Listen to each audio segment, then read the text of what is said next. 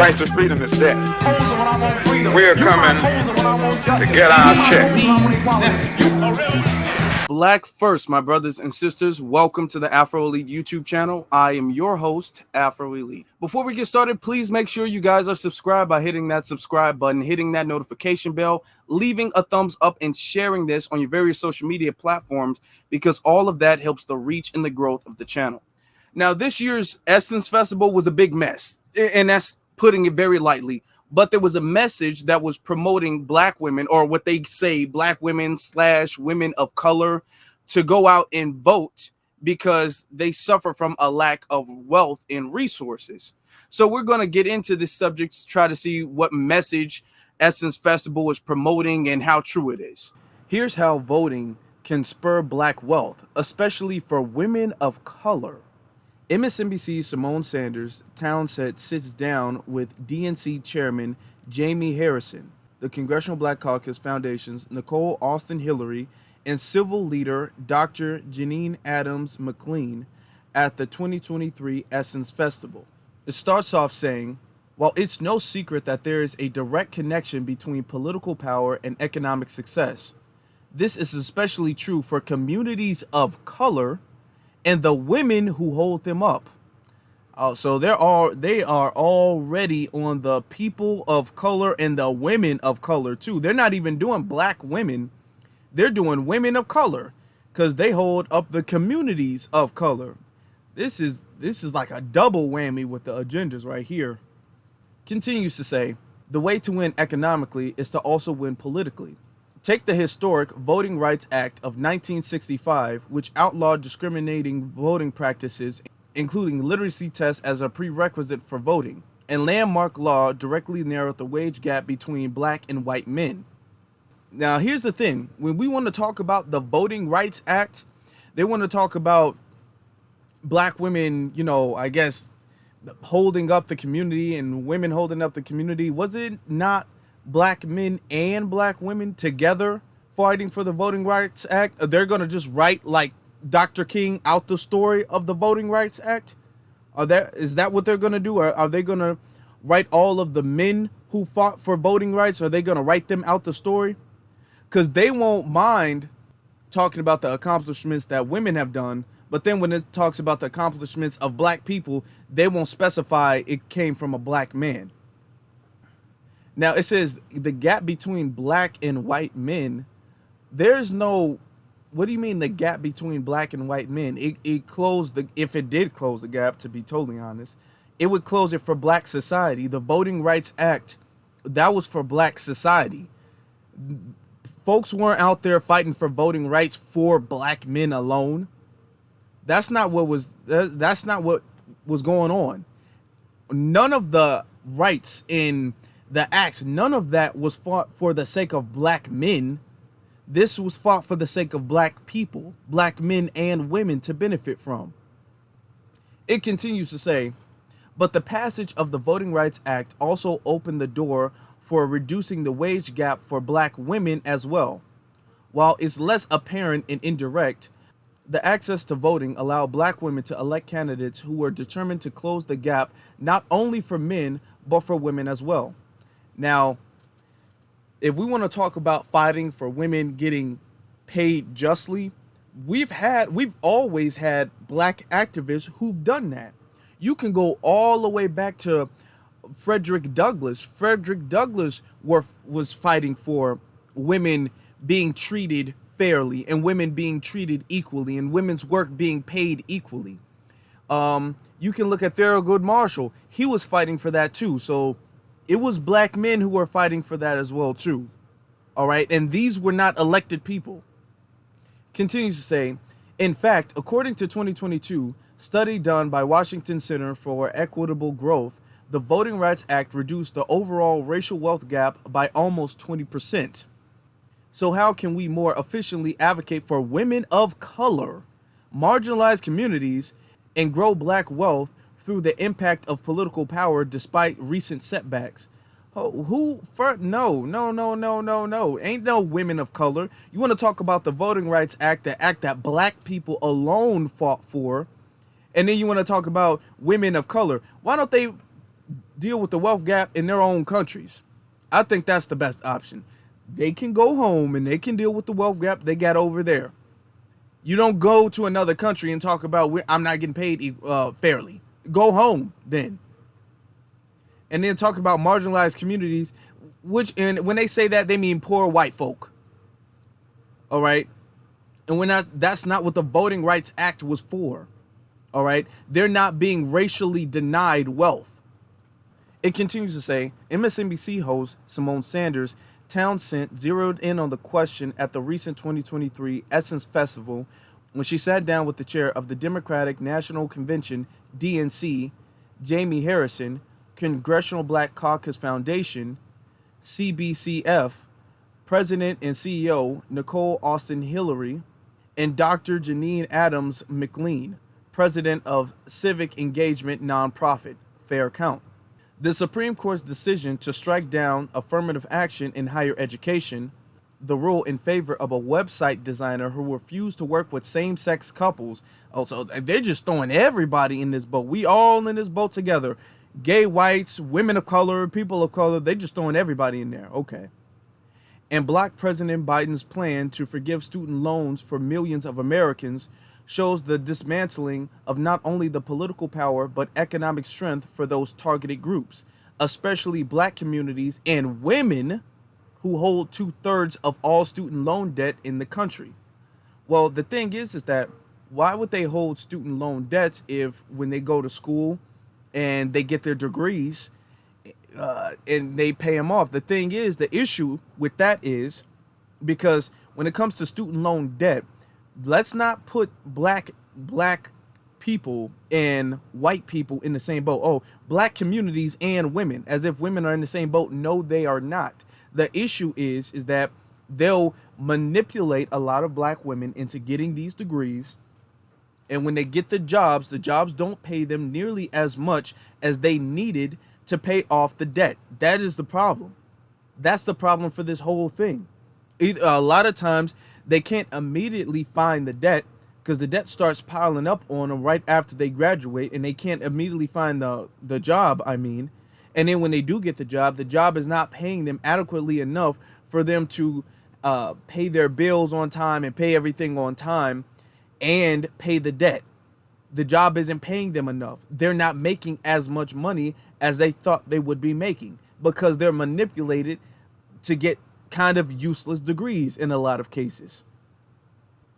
And with that being said, white women who get useless degrees still have it better than black women. It continues to say, for DNC Chair Jamie Harrison, the court's rulings were hardly shocking, but rather the clarion call, which means like a strong demand. That's what clarion call means when they say that.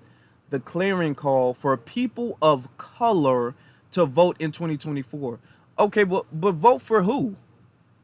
Because they were saying this, we got to vote for Joe Biden, and folks voted for Joe Biden, and Joe Biden's in office, and Joe Biden had the House, and he had the Senate, and all of this stuff happened. Y'all, every time an election comes up, it's, come on, y'all, we got to vote, we got to vote. That's the only thing we can do is vote, vote, vote. They said that with Joe Biden. Literally nothing has gotten better. I'm going to speak for black people when I say that. Nothing has gotten better for black people under Joe Biden. So now you're going to say we need people of color. Oh, no.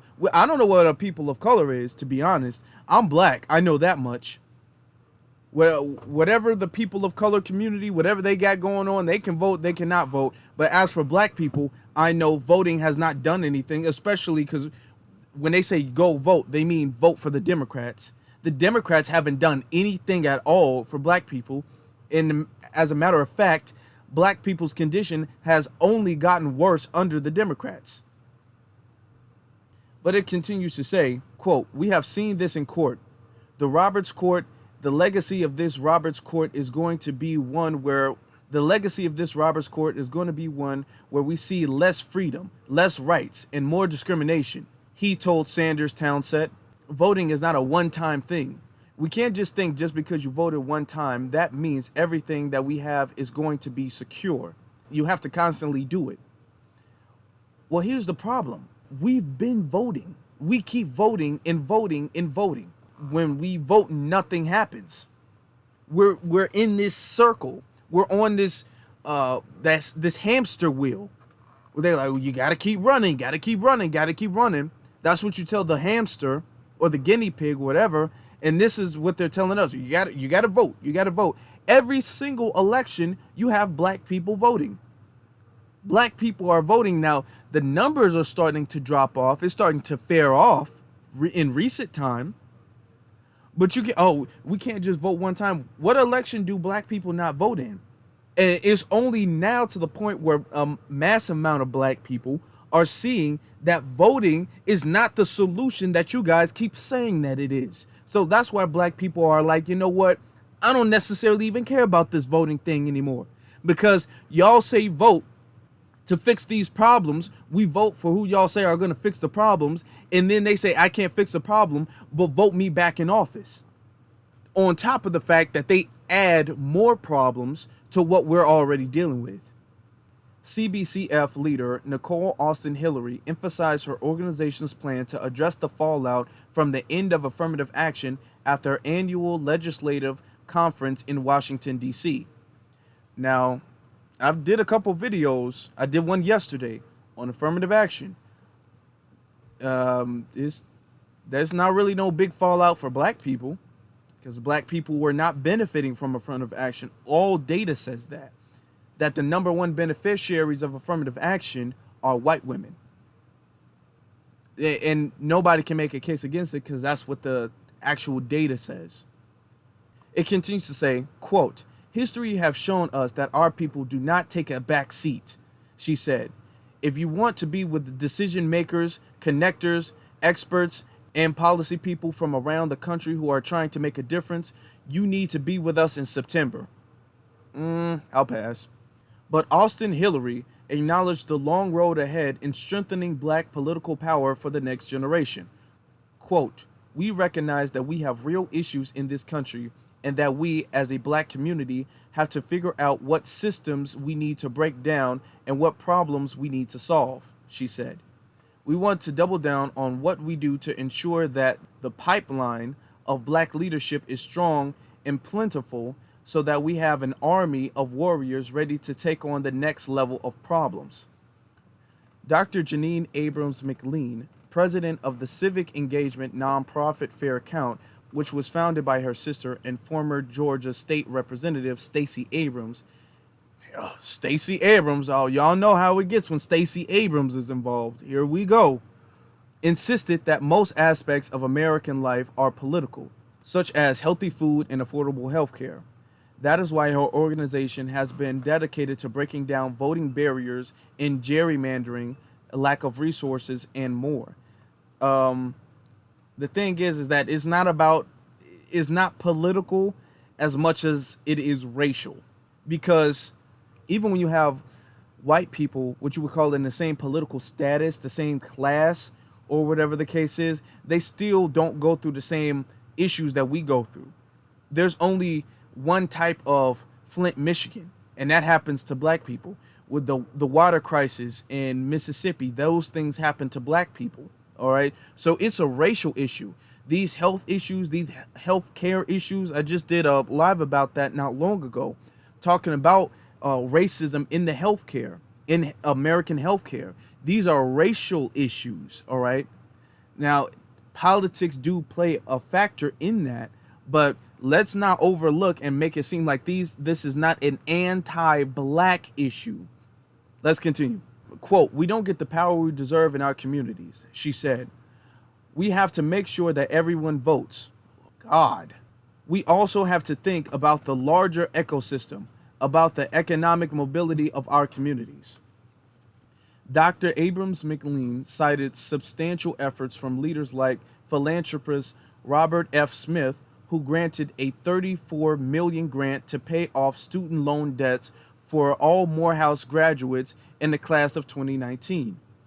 That donation contributed to the overreaching vision of his Student Freedom Initiative, which promotes economic mobility and generational wealth for students attending minority-serving institutions. Okay, minority-serving, really? Okay. But, and then, that's cool. That's cool. But the thing is that let's look at the problem. Why these students, when they graduate, why can't they pay their loans off? They can't. The thing is that when they're applying for colleges and the people who are trying to get them to sign the loan say, "Oh, just sign it, just trust me, sign it. You graduate, you'll get a good job, you'll be able to pay it off." All right? So they sign and they have to go, whether they graduate or not, whether they graduate, and that's a key thing, whether they graduate or not, they still are going to have to pay the loans that they signed for the classes and for the semesters. And then if they graduate, it's not like an immediate job opportunity just lined up for them. So they have to wait and apply to get a job as they need to be paying off their debts. Okay. And a lot of these fields that they're trying to get in are really gatekept from black people. And then when black people get into those fields, a lot of times those fields don't pay black people the amount of money that they should be paid, number one, and the amount of money necessary to pay off the student loans. So it's that, and nobody really wants to talk about that issue. Quote, part of the problem where our communities can't build wealth is because black folks are laden with student loan debt, she said. All of this is connected to our political power. As black women continue to be among the most educated groups in the United States, they are impacted the most when it comes to student loan burden.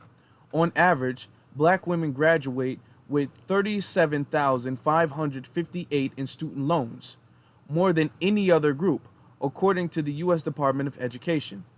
The defeat of President Biden's student loan relief plan, which was set to benefit women of color. Now, here's the thing. They just said that black women were the ones who are the most burdened. Then they slide in the women of color. They're not saying it's Asian women and it's Hispanic women and Indian women. They're not saying it's women of color who face the most burden. They're saying it's black women who face the most burden. So it's always the black struggle, and then everybody's trying to benefit from it. This is why we don't care about affirmative action, to be honest. And I just did a video on that yesterday. This is why we do not care about affirmative action, because it's always the black struggle that these people of color get to slip into, and they benefit from the reliefs and the programs and whatever type of set-asides or anything like that that we're supposed to be getting due to our unique struggle. Everybody else gets to be a part of that, but they don't have to be a part of the struggle, but they get to be a part of the benefit. This is why studies are showing that black Americans don't really care about the Supreme Court's decision to ban affirmative action. But it continues to say, which was set to benefit women of color the most, exemplifies the critical need for greater political power among women of color. Weren't you all saying that about Kamala Harris? Is Kamala Harris not a woman of color? Weren't you guys jumping up and down? Oh my God, Kamala Harris, a woman of color, is the VP. This is just so great. We finally got our sister in the White House. And she's not doing nothing. She's not doing anything. So what is this woman of color thing benefiting? We've had women of color in political positions. You want to talk about women of color? So that includes all women of color, not just black women. How many women of color mayors have we had? How many women of color politicians have we had? And nothing is getting done. Nothing is changing. These women of color aren't making things better for anybody, not even other women of color. But they want black people to go out and vote for them. No. It continues to say, aside from building wealth, Dr. Abram McLean shared that political power dictates everything from access to quality health care to broad resources in many black communities, particularly in the South. Quote, we can't just sit here and be laser focused on one thing, she added. Everything works together, and if we do it right, then our communities can truly prosper. Harrison, only the third black leader to serve as the DNC chair, said Democrats can bridge the civic engagement gap within black communities ahead of the presidential election. Democrats aren't doing nothing for black people. They're not doing a damn thing for black people. Black people thinking we can inch our way up to the top through the Democrats. They're not letting you inch your way up to the top. They're just letting you think that you can do that. The only difference with the Republicans and the Democrats, as far as that's concerned, is the Republicans are going to straight up tell you, no, we don't want no black people up in here. That's what the Republicans are going to say. And Democrats are going to say, yeah, we do. We want women. We want people of color in here. Well, of course we do. You just got to go through all of these obstacles to pretty much make it impossible. It's just our hands are tied behind our back. So we're trying, but they don't let it happen. But neither of them want to close the gap or anything like that between black and white people. Neither of them. Continues to say, quote, "We have to make sure that people understand that the Democratic Party cares about you, and not just before an election, but all the time," she said. Oh my God. You know what? I can see why Jason Black keeps a bottle of Pepto-Bismol next to him. I can see, because I think I need one right now too. Did she really just say that? Oh my goodness. I'm kind of feeling a little lightheaded, y'all. I'm sorry. Man, let me take a break. Hold on. I'll be back with you guys. I need to get something to eat, take a break, take some medicine, take a nap. I don't know, man. Did she really just say the Democratic Party cares about you, and not just before elections, even though that's the only time the Democratic Party recognizes your existence at all, but they don't care about you just for that? Wow. Okay, wow. I mean, you just lying straight, just straight up. Just straight no chase, just lying. Oh, wow. Continues to say, hopefully I can stomach the rest of this, but I'm going to try. So it continues to say, that means addressing year-round issues like assisting families and federal student aid, educating communities on home ownership, and more, he noted. For Austin Hillary, long-term investment includes civic education lessons in schools across the country. If we are not giving our young people the tools and information they need, they cannot compete with those who are privileged, she said. So take that power and put it back in our schools. See, now here's the thing. Studies have shown it's not about the education. I don't like this because they'll make it seem like, oh, see, black people, the reason why there's such a gap is because white people are more educated than black people. No, that's not it.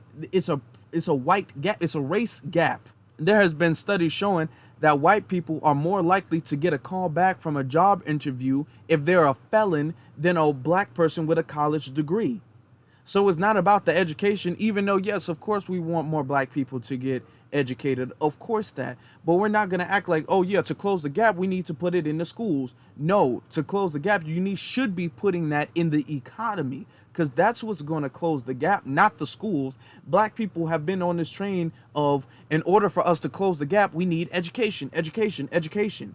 And that's that little treadmill that we keep running on. That's that wheel, that hamster wheel that we keep running on that's getting us nowhere. Finishing off, she says, finally, she pointed to the responsibility among local leaders in politics, business, and education to get involved and help their communities be heard. Quote, don't wait for the leaders who are on these stages to be the problem solvers, she added. Speak up and speak out. We each have this power, and that is how we're going to make a difference. All right, so when they say vote, and you already know what they mean. Vote for Joe Biden, vote for the Democrats, vote blue, no matter who. That's their agenda. But what are they going to do to close the wealth gap? Because none of them over there on the Democratic side support reparations at all. So if they don't support reparations, what is voting going to help? How is that going to help? Because they've been talking about ending student loans for a while. It was under the Democratic administration where student loan debt, you can't put that under bankruptcy. So they don't care to end student loans. They don't care to pause student loans. They like that money. They need that money. A lot of people act like Democrats don't work for organizations and corporations and big sponsors, and they're not biased to them. They are. They just like the Republicans. The only difference is that the Republicans are just more honest with it. But the Democrats aren't doing anything at all to close the wealth gap. and they're talking about women of color. There's no, what are you talking about women of color for? I don't know what that is. I know who black women are. I don't know what this women of color who gets to, and then they want to talk about mistreated communities and same-sex couples and all. No, this is a black issue. See, what they try to do is they'll say, well, black women, they suffer disproportionately from student loan debt, and that's one of the reasons why they can't get ahead and they can't obtain wealth.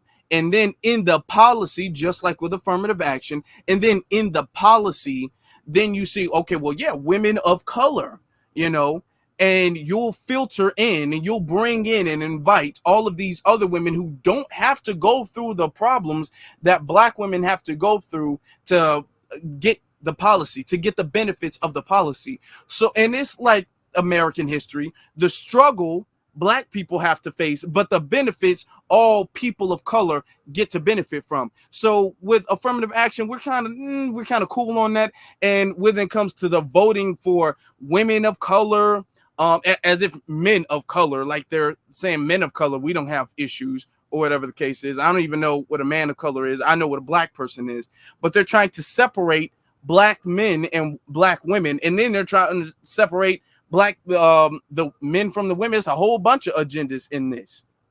But my question is, what is voting going to do? Because it's not an education thing.